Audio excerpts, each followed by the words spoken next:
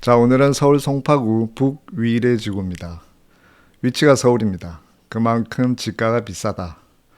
경기도에 비해서 훨씬 비싸다라고 할 수 있겠습니다. 주거 전용 블록과 점포 겸용 블록이 병치되어 있는 구조로 있습니다. 주거 전용이 D1-1, 점포 겸용이 D1-2로 구성됩니다. 오늘은 D1-2 위주로 살펴보겠습니다.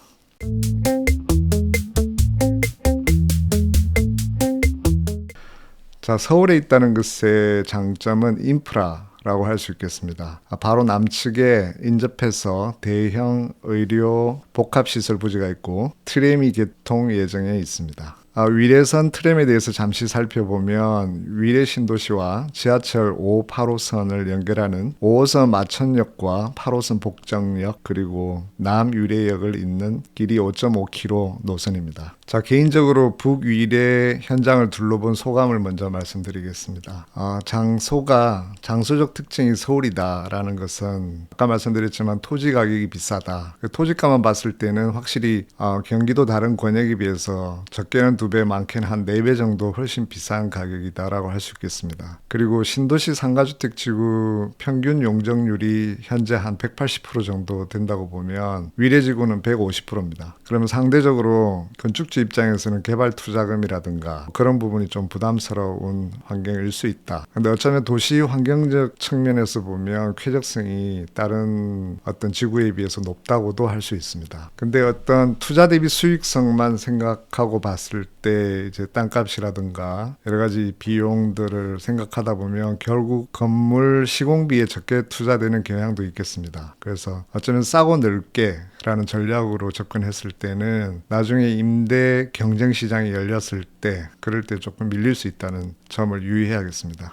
어쩌면 지역이 타 지역에 비해서 조금 더 일정한 수준 이상의 퀄리티가 떨어지지 않게 설계 시공에 신경을 써야 될 것 같은데 제가 현장을 둘러봤을 때 주관적인 느낌입니다만 제 느낌은 경기권의 훨씬 낮은 비용 그러니까 뭐 한 5억대나 이 정도 토지가의 블록과 건물의 퀄리티가 별반 차이가 나지 않는 그런 모습도 보이고 있습니다. 그게 조금 안타까웠습니다. 그래서 상대적으로 D1-1 블록 단독주택 같은 경우에는 잘 설계된 건물들이 종종 보이곤 했습니다.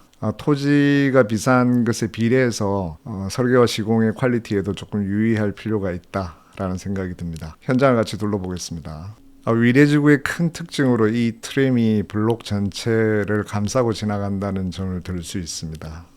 트램선의 현황이 어떤 모습인지 현재 확인할 수 있습니다. 철로변 필지의 1층 근생은 오가는 트램에 지속적으로 노출되기 때문에 분명히 유리한 장점이 있습니다. 트램 선로와 인접한 필지들은 레벨 차이에 대해서 조금 더 유의할 필요가 있습니다. 블록의 내부와의 차이는 지금 보시는 계단만큼 약 1.5m 정도 레벨 차이가 있습니다. 따라서 트램선 인접 필지들은 상부도로 레벨과 하부도로 레벨에서 오는 차이를 어떻게 극복할 것인가가 주요한 아이디어가 될 것으로 보입니다. 주차는 하부도로에서 진입하면서 동시에 일정한 면적의 지하층이 있고 상부도로에서 진입하는 근생과 어떻게 연결될 것인지 이 부분이 중요해 보입니다. 지하층에 바로 진입할 수 있다는 큰 장점이 있습니다. D1-2 블록의 또 다른 특징은 전체 블록을 관통하는 보행자 전용 도로가 있다는 것입니다. 좋은 아이디어로 보입니다. 잘하면 1층 보행거리가 활성화될 수 있겠습니다. 남쪽과 북쪽의 필지들이 바로 인접해 있을 때는 남쪽 필지들이 정북 일조에서 잘려나가는 부분이 어쩔 수 없이 발생하는데 이렇게 보행자 도로로 이격하게 되면 상층부 면적이 늘어나게 됩니다. 다른 지구 등에서도 이 방식이 적용되면 좋겠다는 생각입니다. 이 보행자 전용 도로에 대한 아이디어는 좋아 보입니다. 위례지구는 보이는 건물처럼 정북 일조를 적용받습니다. 그리고 우수 맨홀 설치가 가능합니다. 당연한 것처럼 보이지만 요즘 설치 못하게 하는 지자체들이 많이 있습니다. 시래기 위치도 특별한 제재사항이 없어 보입니다. 그리고 건축물 이격거리 1m 구간 내에 조경과 주차를 인정하고 있습니다. 그런데 간혹 보시는 것처럼 맨홀 매립 상태가 좋아 보이지 않는 곳이 들어 있습니다. 자, 이제 심플하지만 강력한 저희 사무소의 토지 분석 툴을 적용해 보겠습니다. 우선 공사가 완료되었거나 진행되고 있는 필지들을 우선 표기해 보겠습니다. 이번 시간에는 말씀드린 것처럼 D1-2 블록 위주로 보겠습니다. 현재의 표시는 조망 표시인데 확장된 조망권에 대한 표시입니다. 폭이 넓은 도로에 접해 있거나 코너 모서리가 해당됩니다. 자, 다음은 일조권 제한을 받지 않는 별표입니다. 앞으로 집가 상승이 기대되는 필지라고 할 수 있겠습니다. 위례지구는 정북 일조가 적용되고 트램 선로 인접 부지들은 20m 도로에 접하게 되므로 일조 적용을 받지 않습니다. 일조 적용을 받지 않으면 1층 근생 층고를 충분히 높일 수 있고 4층 주인 세대가 줄어들지 않고 확장할 수 있는 장점을 가지게 됩니다. 마름모 모양은 양방향 조망을 의미합니다. 2개면 이상의 조망이 열려있기 때문에 각 실과 임차 세대까지 환경이 좋은 장점을 가지게 됩니다.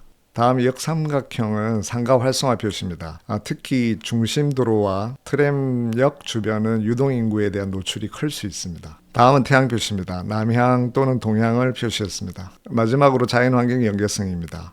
특히 블록 내부에 있는 포켓 정원 주변은 자연환경성도 좋지만 시야가 열리게 됩니다. 그리고 일부 사선 제한 적용 예외에 해당하게 됩니다.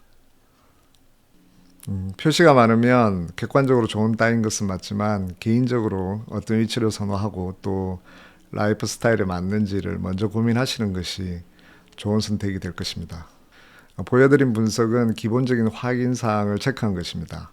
자세한 사항은 더 사이트 홈즈 카페에 정리되어 있습니다. 카페를 방문하시면 수도권 다른 지역에 대한 분석 자료도 보실 수 있습니다. 오늘은 여기까지입니다. 감사합니다.